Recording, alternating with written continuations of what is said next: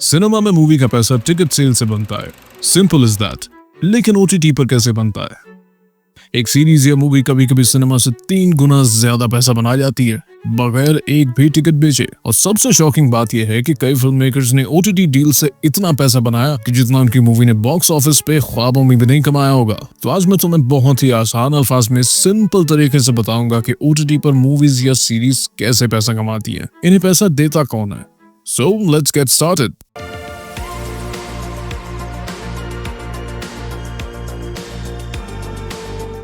Cinema का model तो सबको क्लियर है। टिकट बिका, सिनेमा हॉल अपना हिस्सा ले गया, फिर बचा हुआ पैसा प्रोड्यूसर और डिस्ट्रीब्यूटर में बट गया।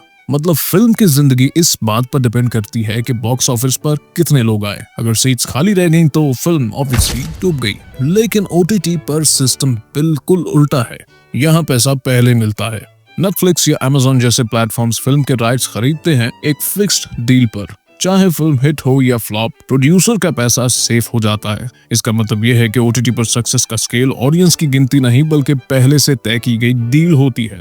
और सबसे शॉकिंग बात यह भी है कि कभी कभी फ्लॉप होने वाली फिल्म्स भी ओटीटी पर ज्यादा कमा लेती हैं, क्योंकि उनका डील अमाउंट सिनेमा के बॉक्स ऑफिस कलेक्शन से भी बड़ा होता है। तो क्या इस वजह से फ्यूचर में ओटीटी सिनेमा को रिप्लेस कर सकता है? वेल, इसका जवाब है अ बिग नो, क्योंकि सिनेमा एक एक्सपीरियंस का नाम है जो ओटीटी तुम्हें घर बैठे तो बिल्कुल नहीं दे सकता।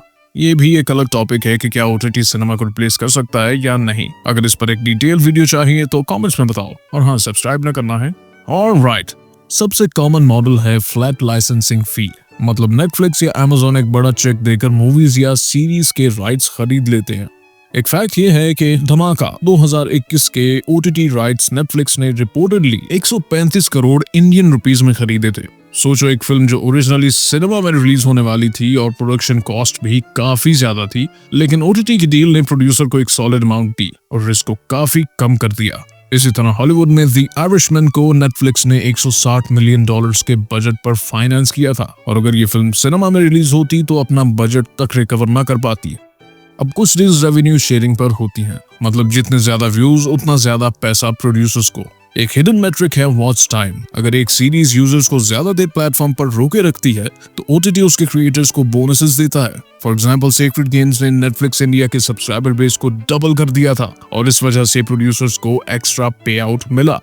एक पर्सनल एक्सपीरियंस तुम्हारे साथ शेयर करता हूँ। 2019 में मैंने नेटफ्लिक्स की सब्सक्रिप्शन सिर्फ एक सीरीज द विचर देखने के लिए ली थी, जो आज तक चल रही है, because I am a big fan of mister Henry Cavill. तो मेरे जैसे कई और लोगों ने भी ऐसे ही सब्सक्रिप्शन ली होगी, जिसकी वजह से subscription rate obviously significant amount में बढ़ा होगा।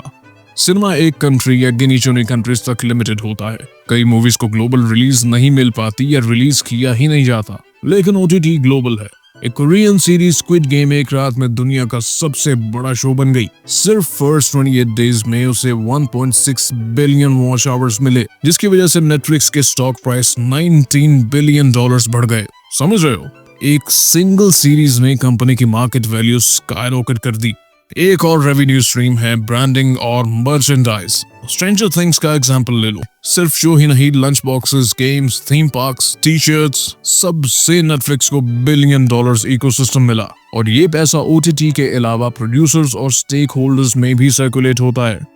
अब असली राज ये है कि आप सोचते हो कि सीरीज आपको सिर्फ एंटरटेन कर रही है, लेकिन असल में ओटीटी हर कंटेंट को एक इन्वेस्टमेंट टूल बनाता है। उनके लिए एक शो पैसा बनाने की मशीन है। सब्सक्राइबर्स अट्रैक्ट करना, उन्हें प्लेटफॉर्म पर रोके रखना, उनसे ज्यादा एड सेल करना और ब्रांड डील्स पुल करना। मूवीज के लिए एक दिन सिनेमा हॉल का बिजनेस होता है, और ओटीटी के लिए उस मूवी से एक पूरी ग्लोबल इकोनॉमी चलती है। तो अगला सवाल ये है कि आपकी फेवरेट सीरीज ओटीटी के लिए एक ब्लॉकबस्टर है या सिर्फ एक हुक है जो आपको सब्सक्रिप्शन रिन्यू करने पर मजबूर करता है। एक सीजन देखने के लिए सब्सक्रिप्शन ले लोगे और वो देखने के बाद बहुत सी और सीरीज बिंज वॉच कर जाओगे और फिर रिन्यू करते ही जाओगे। चस्का, क्योंकि तुम्हें लगता है कि तुम सिर्फ सीरीज देख रहे हो, मगर असल में सीरीज तुम्हें देख रही है। Thanks for watching.